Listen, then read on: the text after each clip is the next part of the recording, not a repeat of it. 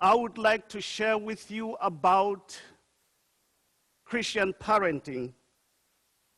But as I do so, think like a child. I want us to juxtapose the heart against the head. And I'm convinced that children would go more for the heart than the head.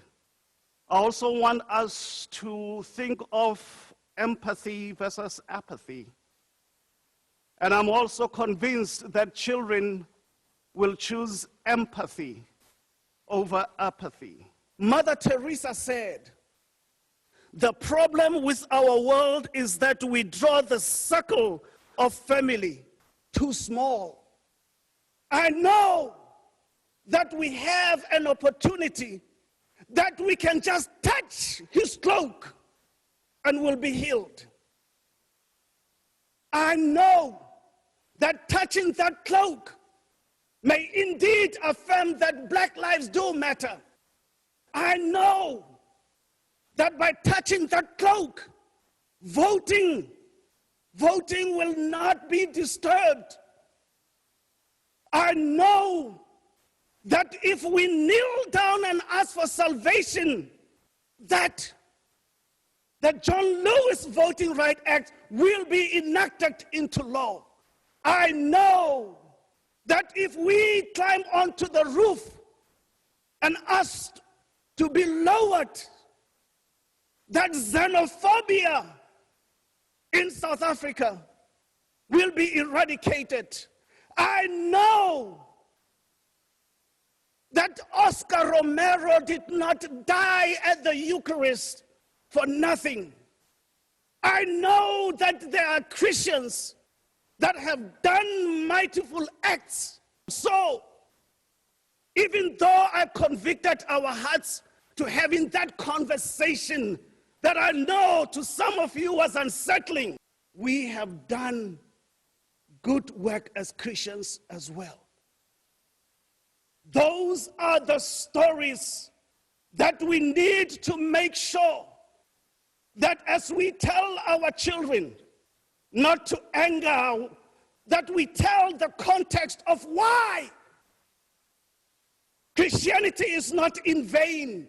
We are the sheep, we are the flock that was sent after in Matthew 28. Christ did not send the disciples just into space. They heard them speak in their own language. Let our children hear us speak in our language. Let our children hear us speak truth to power. It is time now, Epworth, not to be afraid.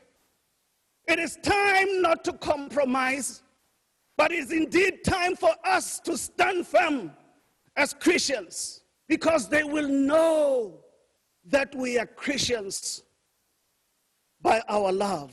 We need to set a context when we talk to our children, and we need to be honest, because this will allow our children to discover their own individual relationship with God. None of us have met God.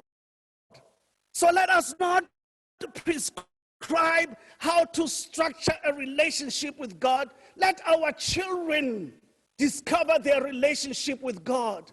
Our job should be to help them act honestly as they begin to build their own homes. If we did that, I attest that we will not provoke our children to anger. I attest that we will not show any favoritism with our children. I also attest that we will indeed lead a life without sin in front of our children, but we'll always be sinners.